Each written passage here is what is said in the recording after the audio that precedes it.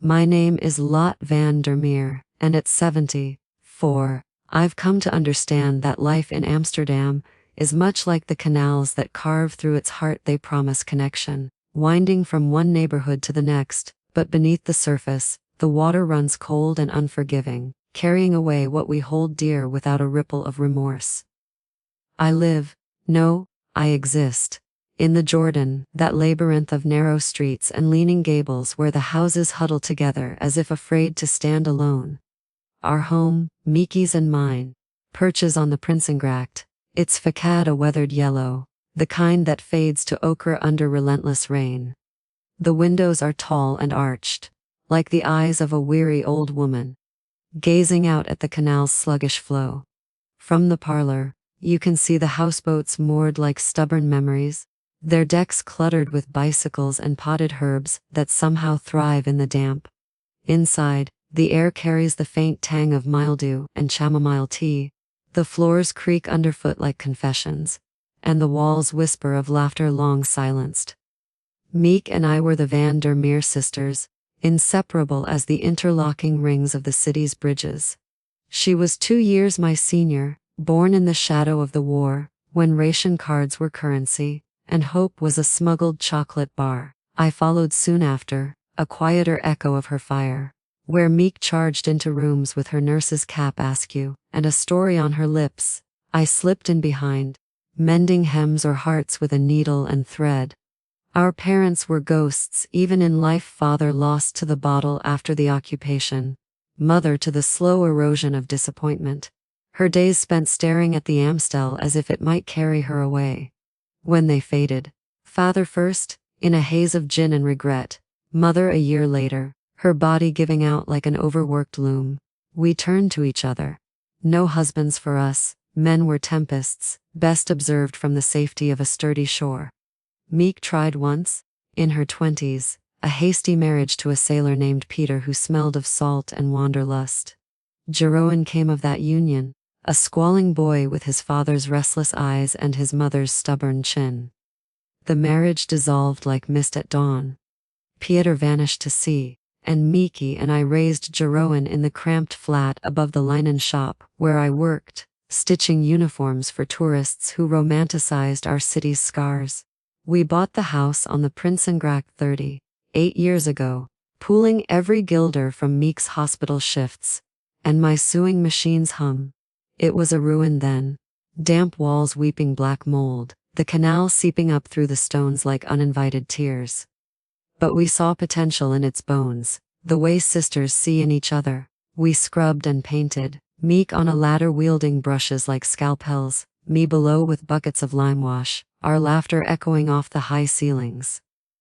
"This is our harbor, Lotte," she'd say, wiping sweat from her brow. "No storms here, just us and the water." We filled it with Delft pottery, those blue and white treasures Mieke hunted in flea markets and antique stalls along the Spui. Plates with windmills frozen in eternal spin, vases blooming impossible tulips, teacups etched with lovers who never parted.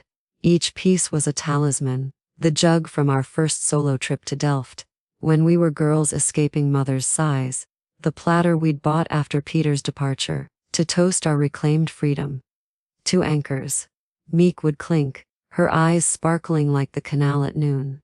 I believed her, utterly, until the spring she slipped away. It was 6 months ago, a morning thick with the scent of blooming chestnuts from the Wester Park. Mieke woke with a headache, she said. Nothing unusual for her, always pushing through shifts with a fistful of aspirin.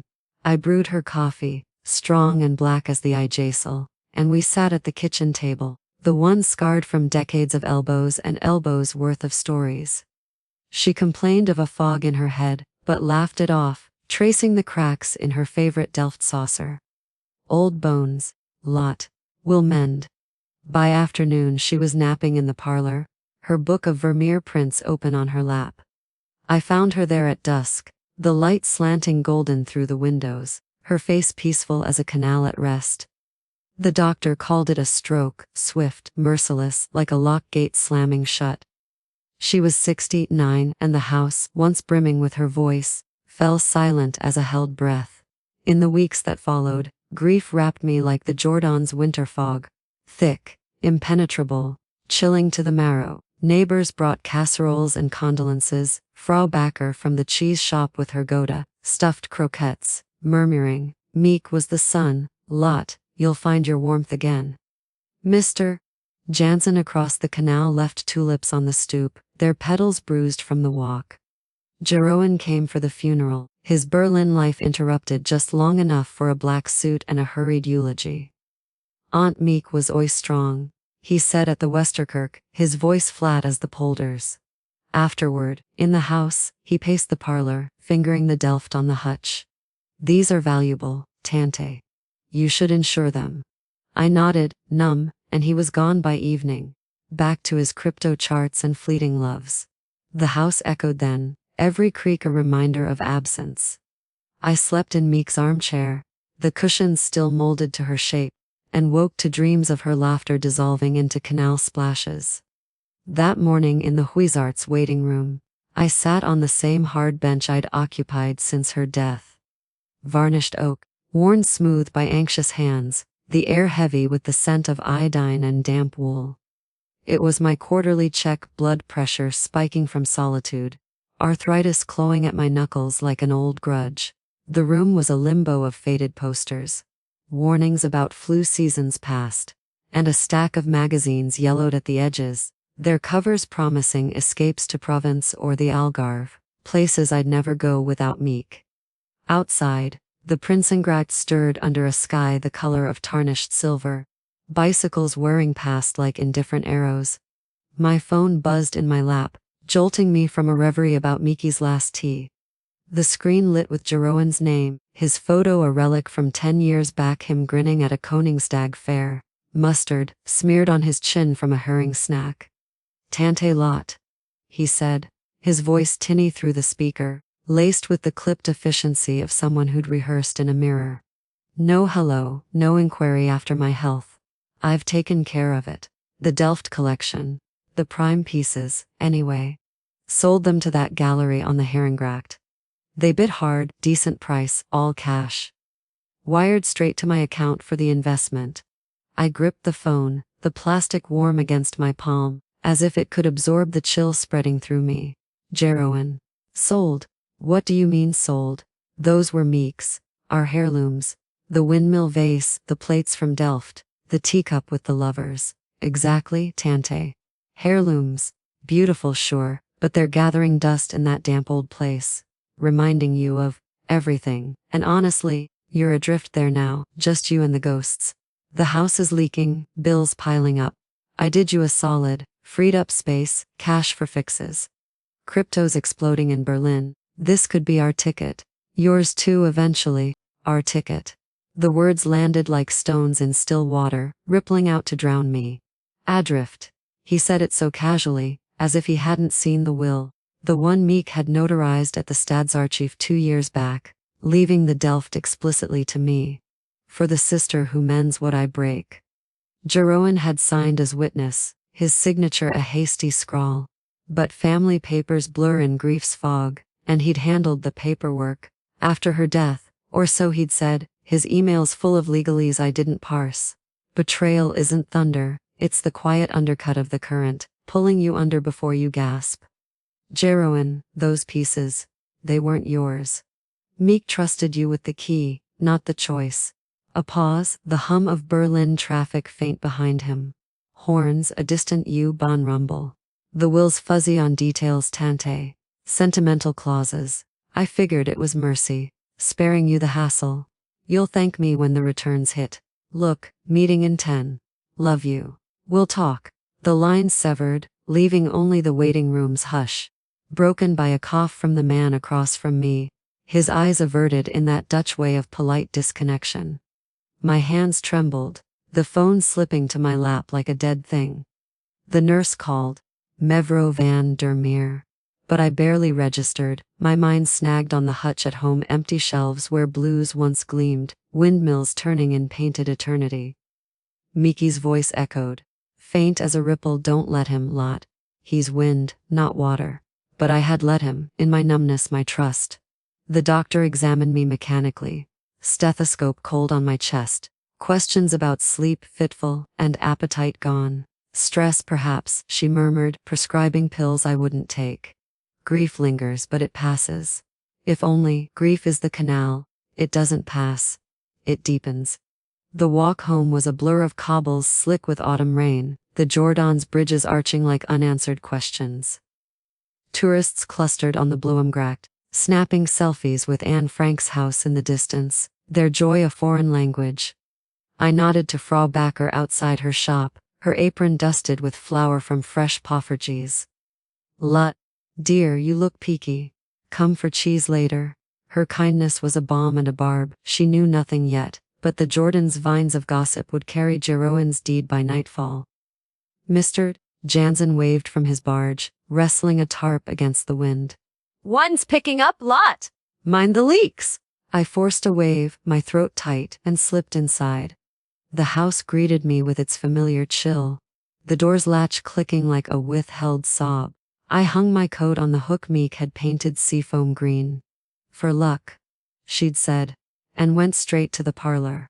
The hutch stood sentinel, its glass doors mocking me with emptiness. Jeroen must have come while I was at the doctor, key in hand from months ago, when he'd helped sort her things. The prime pieces gone. The windmill vase that held our summer daisies, the platter of impossible tulips where we'd served oliebollen at New Year's, the lover's teacup, chipped from a fall, but mended with gold like kintsugi, all bartered for his invisible fortunes. I sank into Mieke's armchair, the cushion still faintly scented with her lavender soap, and let the tears come. Silent, as Amsterdammers cry, no wails to disturb the neighbors. That's when memory nudged me toward the kitchen, to the tin.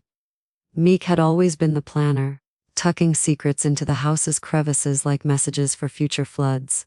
Last winter, during one of her impulsive cleans, mops and rags deployed like surgical tools, she'd knelt by the canal side cupboard under the sink, the one that wept during high tides, and wedged a small galvanized tin into the back, behind the bleach and forgotten sponges. Emergencies only, Lotte, she'd grinned, tape sealing the lid. Or when I'm gone and you need my nagging voice. Promise you'll find it. I'd laughed, called her dramatic, but now, with the parlor's silence pressing like fog, I dropped to my knees on the linoleum, cold seeping through my stockings. The cupboard smelled of damp earth and lemon cleaner, the canal's murmur vibrating through the floorboards. The tin was there, its edges rusted like old regrets, the tape brittle under my arthritic fingers. I pried it open, heart thudding a rhythm Mieke would have teased. Steady, sister, it's not a bomb. Inside a folded addendum to her will, typed and stamped, a passbook for a bank account at the ABN AMRO, statements clipped neatly, and a letter, her handwriting looping like the Jordan streets, the ink a deep indigo faded to violet at the edges. My dearest Lotte, if this tin finds you, I've likely slipped off without fanfare. The way I'd want it, no fuss, just a quiet fade like dusk on the Prinsengracht. You know me, all bluster, no goodbyes. This is for you, anchor of my storms. The house is yours by the will, but I've woven a little net underneath. The 2 upstairs flats, rented to those sweet Indonesian artists, Sari and Lena. Quiet as mice, pay first of the month without fail. €2,000 monthly, direct to this account. It's not a fortune, just enough to plug leaks, buy decent tea, maybe a new coat when winter bites. Use it for you, Lotte. For walks in the Vondelpark, for books that make you laugh. Not for Jeroen. That boy has his father's sails, always chasing horizons that sink ships. I love him fierce, but he's wind, not water. Don't let him sell the Delft, it's our story in blue and white, the only inheritance worth a damn. And sister, don't drift without me. The canal pulls, but you're the one who holds the line. Swim if you must, but tether here, in our crooked harbor. I'll be the ripple at your back, bossing you from beyond, with all my love. Mieke, the words dissolved in my tears, hot drops blurring the loops of her L, splashing onto the passbook like accusations. €2,000 a month. Modest as she said, a trickle against the tide of bills, but steady like her heartbeat once was. Enough for paint on the weeping walls, bread from the bakery on the Erst Louwerst Worstrat, the occasional stroopwafel when the ache gnawed deepest. But not nearly enough to reclaim the Delft. The Prinsengracht gallery would have paid 5-6 times that for the collection. Jeroen's decent price. A thief's whisper, his math skewed by greed. The betrayal deepened now. A knife twist, not just the pieces stolen, but Mieke's foresight trampled. Her words. Not for Jeroen. Ignored as if she were already dust. She'd seen his gleam during his last visit. 3 months before her stroke, when he'd lounged in the kitchen, fingers tracing the vase's rim, eyes distant as the Zuiderzee. Valuable stuff, Mieke, he'd said. She'd shot me a look, sad as canal fog. Blood runs thin sometimes, Lotte. Watch the current. I defended him. He's family, he'll settle. But she was right. Blood runs, and it had run me aground. I folded the letter, slipped the tin back into its crevice, and rose on protesting knees. The kettle whistled from neglect, steam curling like ghosts. I brewed chamomile, Mieke's favorite for fretful nights, and carried the cup to the parlor window. The canal reflected the dying light. A silver vein fractured by a passing tour boat, its passengers' laughter muffled as underwater bells. A lone swan glided past, its neck arched in solitary grace, mate long gone to warmer eddies. Drifting Jeroen had called me. Perhaps. But anchors don't drift. They scar the bed while the world tugs free. The days that followed were a watercolor wash of gray, each one bleeding into the next like rain into the gutters. I kept the Dutch facade. Stoic nods at the market. Smiles thin as stroopwafel syrup for the neighbors who pressed details like gifts. Frau Backer cornered me by the Noordermarkt stalls, her basket brimming with wheels of Edam. Lotte, is it true? Jeroen sold the Delft, bold lad, but those pieces, Mieke's heart was in them. Her eyes, kind but probing, held the Jordan's collective sorrow. I murmured assent, bought a wedge of her youngest Gouda. For strength. And hurried home, the cheese heavy in my bag like unspoken blame. Mr. Jansen shouted across the water as I unlocked the door. Heard the news, Lotte! That boy, wind in his sails. But the household's like us old barges. His laugh boomed, but his eyes were sad. He'd lost a brother to the bottle years back, knew the pull of wayward kin.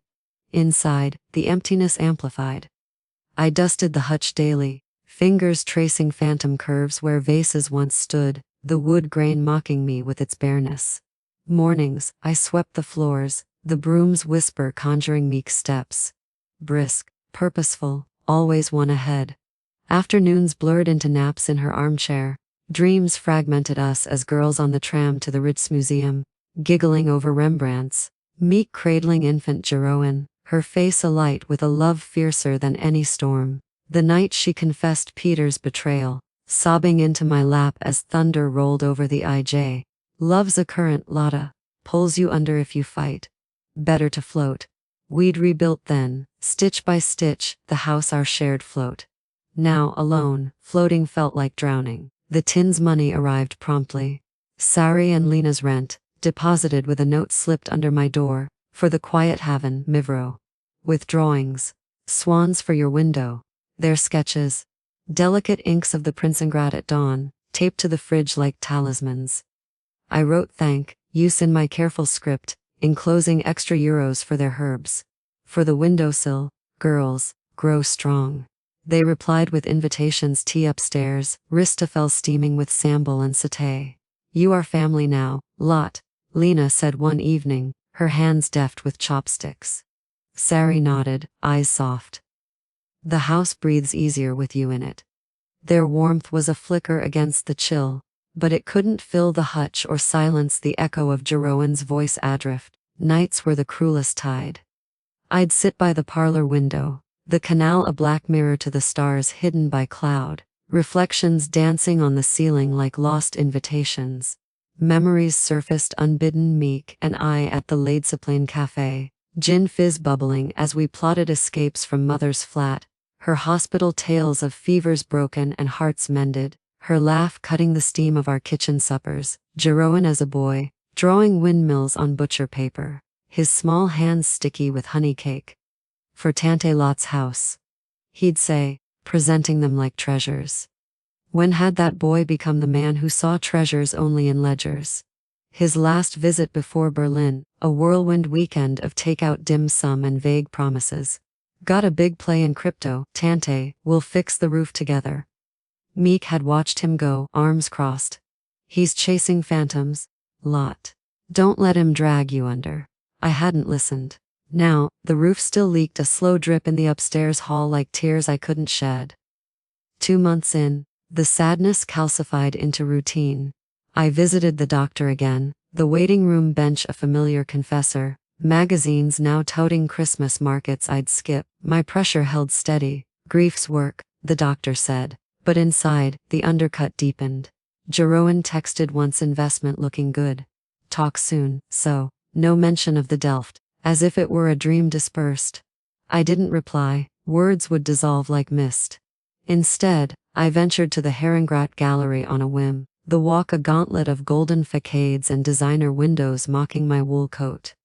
The gallery was a temple of gleam. Spotlights on oils and sculptures, air scented with wealth and varnish. The clerk, a young woman with a bob like polished obsidian, smiled as I lingered by the display case. Interested in the Delft acquisition. Fresh provenance. Family collection. Early 20th. The windmill vase is a standout, paid handsomely. She unlocked the case, lifting it reverently, the blue glaze catching light like a captured sky. Our vase. Impossible tulips frozen mid-bloom, the chip on the rim from Mieke's elbow during a tipsy toast. 5,000 euros, the tag whispered. Beside it, the platter, the lover's cup, all there scattered like betrayed confidences. Beautiful jaw, stories in every crack. Stories. I echoed, my voice a thread. Tears pricked, but I blinked them back. Dutch reserve, after all. Do they ever come home? She tilted her head, pity softening her polish. Sometimes. But porcelain travels, it's made for it.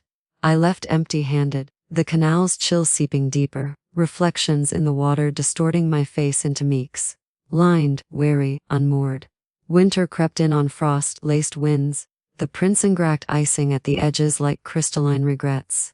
I baked speculas for Sinterklaas, the spice scent filling the house like a half-remembered hug, and left parcels for the artist's cookies wrapped in wax paper, a Delft saucer replica from the market. For your Tease.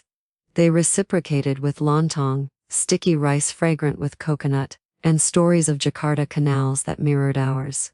Water remembers Mivro, Sari said, her fingers tracing a sketch of us three on a bridge. It carries sadness, but also songs. Their company was a buoy, but nights alone, the songs soared to dirges. By November's end, as leaves choked the gutters and the Westerkerk bells tolled like mournful chimes, the knocker rapped. A hesitant thud against the oak. I was stirring pea soup on the stove, the kind Mieke made with split peas and smoked sausage, a whisper of thyme for comfort. Wiping flour from my hands on the tulip apron she'd sewn, I opened the door to Jeroen. He stood diminished, shoulders hunched against the drizzle, his coat a threadbare navy from some Berlin thrift. Stubble shadowed his jaw, eyes ringed dark as the canal at midnight, a sodden paper bag dangling from one hand like defeat. Tante, he breathed, the word cracking like thin ice. I'm sorry, can I come in? I stepped aside, the threshold a line he crossed like a prodigal wave. He shuffled into the hall, dripping mist on the runner Mieke had woven from old linens, and hung his coat with care, as if afraid to mark it further. We stood in silence, the house contracting around us, the high ceilings amplifying his shallow breaths, the walls watching like silent judges. The soup's hot, I said at last, turning to the kitchen. It was our ritual, Mieke's feed the wound before probing it. He followed, perching on a stool at the oak table, its scars a map of elbows and arguments past. The canal framed the window behind him, rain veiling his reflection into wavering lines. I ladled soup into bowls, mine the flowered china from our mother's set, his a plain white one unearthed from the back, no Delft to grace it. We ate without words, spoons clinking like hesitant Morse, the steam curling between us like unspoken pleas. Outside, a tour boat chugged by, its horn a low moo in the fog. Finally, he set down his spoon, the porcelain ringing soft accusation. It crashed, Tante. All of it. The Delft money, poured into some altcoin scam. Berlin's a meat grinder. I thought I was the blade. Woke up on a mate's floor, phone dead, accounts zero. No job, no flat. Just this. He gestured to himself, tears tracking clean paths through the grime on his cheeks. I came because the current pulled me back. To you, to me. The words hung, heavy as the fog rolling in from the IJ. I thought of Mieke's letter, tucked in the tin like a thorn. Not for Jeroen, but here he was, wind scored, sails torn. The sadness in me stirred, not fury, but a profound ache for the boy who'd once chased pigeons on the Prinsengracht, innocent as fresh snow. Why, Jeroen? I asked, voice steady as the lock gates. Mieke saw you coming. She wrote it plain, the Delft was ours, not coin for your horizons. He crumpled, elbows on the table, face buried in hands that trembled like aspen leaves. I know, God Tante, I know. I told myself it was mercy, for you, alone in this leaking wreck. Bills, damp, you adrift without her, but it was me. Always the pull, the quick fix, the big wave, the will. I skimmed it, saw family discretion, twisted it in my head. Now I'm the wreck. Sobs shook him, raw as winter gales. Forgive me. Please. I see her face in every blue I sold, the windmill, spinning nowhere. Forgiveness. The word tasted of salt like canal water swallowed in a fall. I rose, fetched the tin from its damp cradle, and placed it between us with a thud like judgment. Mieke left this, for me. Read her words, boy. Hear her current. He pried it open, fingers fumbling, and unfolded the letter under the kitchen's harsh bulb. His eyes scanned, lips moving silent, tears spotting the ink like fresh silt. She knew. My sails the wind. He looked up, face ravaged. I was the storm she warned you of. Storms pass, I said softly, but they leave flood marks. I pulled the last remnant from the hutch. A chipped saucer, Delft blue with a solitary windmill, the one Mieke had tucked away for mishaps. I set it before him with bread torn fresh, a wedge of Gouda sharp as regret, and poured tea steaming from the pot. Eat. The canal doesn't wait. He broke the bread, crumbs scattering like lost confessions, and we shared it in morsels. His hands unsteady, mine guiding. The saucer's glaze caught the light, the windmill's sails a blur of eternal motion. We spoke in fragments his Berlin nights, huddled in cafes chasing charts that lied.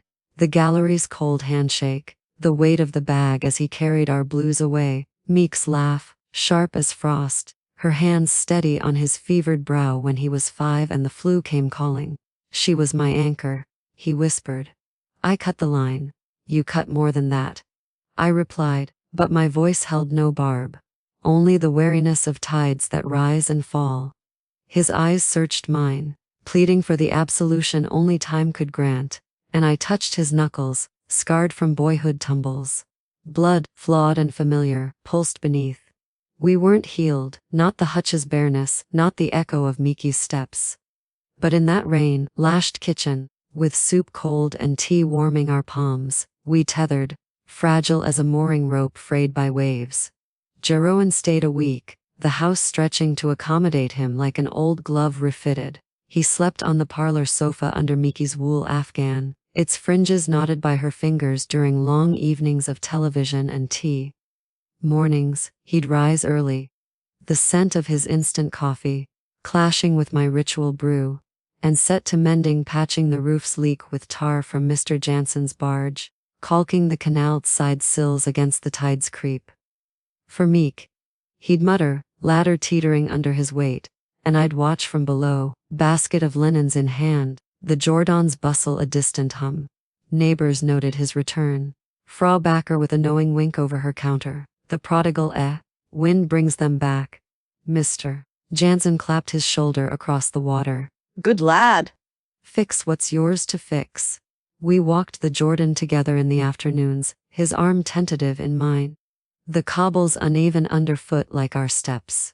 Past the Noordermarkt, where stalls hawked herring fresh from the IJssel, their silver scales glinting like forgotten Delft. Along the Prinsengracht, houseboats festooned with Christmas lights premature and twinkling. He'd point to a gable. Reminisce. Remember when Mieke hung lanterns there for my birthday? The whole street glowed. I'd nod, the memory a double-edged blade. Joy laced with loss. At the Anne Frank Huys, we paused, tourists queuing like penitents. She'd drag me here every summer, he said, voice thick. Teach me about hiding in plain sight. I never listened. I squeezed his arm. You listen now. Evenings, we'd sit at the kitchen table, the saucer between us like a fragile treaty, sharing soup or stampot. Potatoes mashed with kale, Mieke's winter staple. He'd talk of Berlin's underbelly. The Kreuzberg squats where dreams curdled into debt. The woman he'd chased who vanished with his wallet and heart. She saw the wind in me, Tanti. Said I was a storm without shore. I'd listen, stirring thyme into the pot, my silences a current he navigated carefully. One night, as frost etched the window panes, he pulled a sketch from his bag. A rough pencil windmill, sails askew. For the hutch. Can't replace, but mend. I taped it to the glass door, the paper fluttering like a flag of truce. Mending starts small, I said, but wanderlust lingered in his eyes, a shadow on the water. The week ended on a Sunday, bells tolling from the Westerkerk like a farewell knell. He packed his bag.